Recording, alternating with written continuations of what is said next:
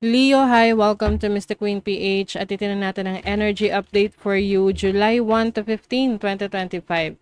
If you are interested in private readings, meron tayong link sa description at sa pinned comment. Pakicheck nyo na lang information kung paano mag-book for a private reading. Please subscribe to our channel to show your support. Like, share this video at comment na rin kayo kung kayo ay naka-resonate. Okay. Leo, let's see. First half ng July. Okay, overall energy, possible challenge, opportunity, and the blessing. Uy. Okay, tingnan natin yung kaperahan, money, career, finances for Leo. And then love life, and family. Knight of Pentacles. Okay, bottom of the deck is the Ten of Swords. Ano ang nagbobother sa inyo ngayon, Leo? Parang marami kayong iniisip. Pwede rin maraming nakikialam sa inyong buhay ngayon. Maraming nakikisawsaw. Pwede rin may chismis. Yung iba nagkakaroon kayo ng anxiety because of this, no? Maaring related sa family yung nagiging issue, related sa parents, pwedeng sa kapitbahay. It seems na para may pumipigil sa'yo ngayon or may limitation para maabot mo ang iyong pangarap. Parang uy, ang ganda, the Empress. This is abundance. Alam mo, Leo, kung ikaw ngayon ay parang nawawalan ng self-worth, yung parang, alam mo, minsan, hindi tayo nagiging confident eh. But, alam nyo ba, Leo kayo. So, dapat kayo ay very confident. Leo is about confidence. Ayan. So, kailangan, mapagtagumpayan nyo to. Kasi, yung iba ino-overthink nyo yung sitwasyon. Pwede kasing, you are trying to please someone. Yung parang, gusto mong makakuha ng validation galing sa isang tao or galing sa isang sitwasyon like sa trabaho. But marami kang kaya pang gawin eh. You are very creative. You are someone who is napakatalino, maraming kayang gawin. You can hone your skills and you can be very successful sa anumang path na tatahakin mo. Huwag ka lang magpapaapekto sa mga kanigahan sa paligid mo. Kasi, diyan ka na mag-overthink. Oh. So, your overall energy is the Nine of Cups. Actually, this is a very positive energy for you because this is fulfillment. So, I think ito yung gusto mong ma-achieve ngayong first half ng July, to be fulfilled, na meron kang wish na matupad, na magkaroon ka ng realization, or not just realization but yung parang confirmation na na-achieve mo yung gusto mo talaga. Oo. Pwede rin may mga bagay na minamadali ka ngayon, kaya ang challenge sa'yo is the Seven of Pentacles, na be more patient, no? Kasi pwedeng sa ngayon hindi pa pinapakita sa'yo kung ano yung bagay na kailangan mong ma-experience, no?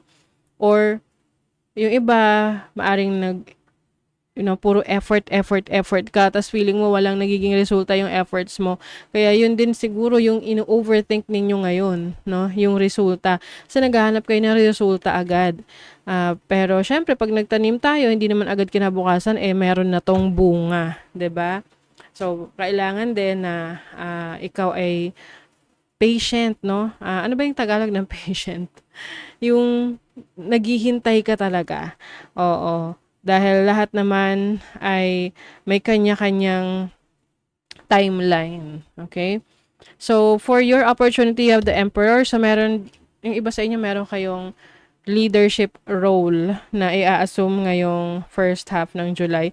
This can also be a business. This is being in control of your life, no? So, hindi mo hahayaan na ikaw ay maapektuhan pa ng mga taong nakikialam sa buhay mo, na kung wala naman silang ambag sa buhay mo. So, bakit mo bakit ka maapektuhan, 'di ba?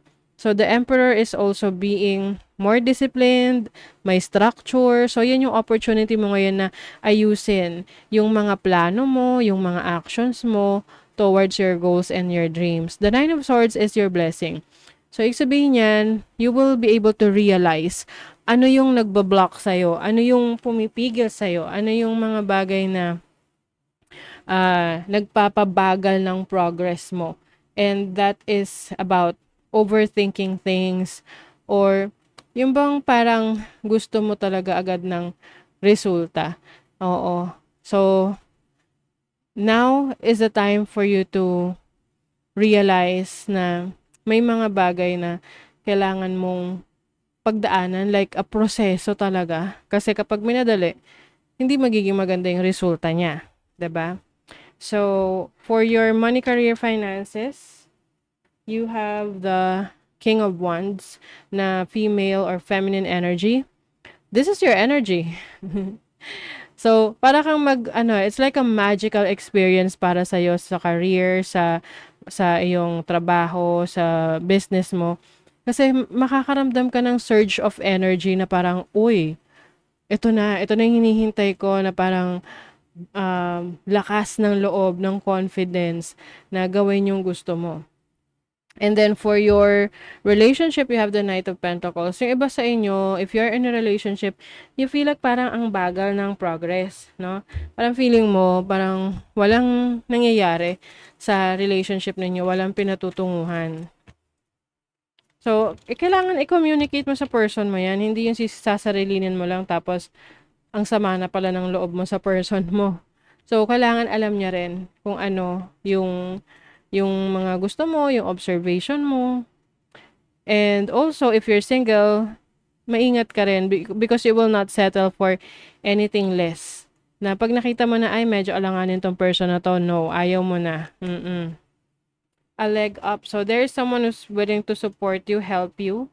Meron ka mga experiences ngayong first half ng July na talagang itinadha na para sa'yo. You will be meeting people na kung saan sila yung talagang helpful para sa'yo. And definitely there is a wish fulfillment, no? I don't know kung anong wish mo to na gusto mong ma-achieve, but it is going to happen. Kasi dinideserve mo yan. And some of you will also take care of yourself, no? This is about practicing self-love, self-care, para mas mabalanse mo yung energy mo. Like, may oras ka para sa sarili mo, para sa work mo, career mo, sa relationship mo. Ooh, you have home, property.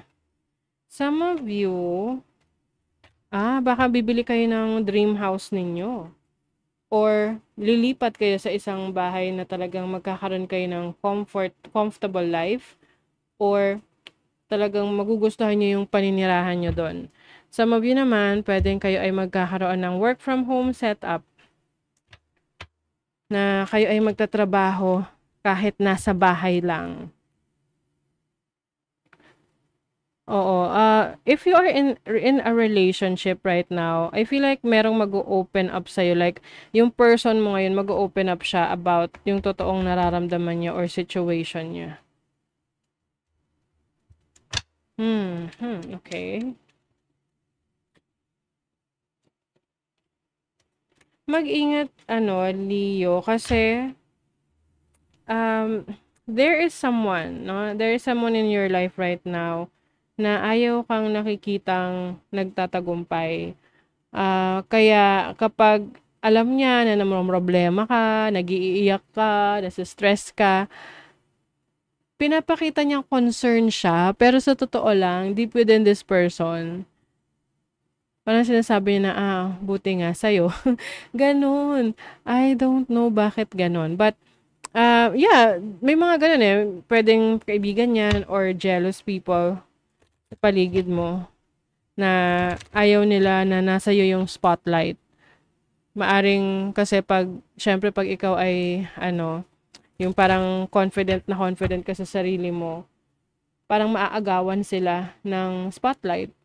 So, gusto nila na parang magulong isip mo, litong-lito ka, confused, walang direction, kasi para nasa kanila yung spotlight. So, ayan, I challenge sa'yo ngayon na kung paano mo iti-take back yung power mo because you are very powerful, Leo. You can light up the whole the whole earth, 'di ba? Oo. So, um, step into your own power. Yan yung isa sa goal mo. Oh my God. Tingnan nyo, guys. Stepping into your... Nauna kong sinabi yon ha, bago lumabas tong card na to. So, this is a confirmation, Leo. Don't take a back seat in your story. It's time to step up. Oh, 'di ba? Don't take a back seat. Oh my God. So, that is your reading, Leo. Thank you so much. See you again.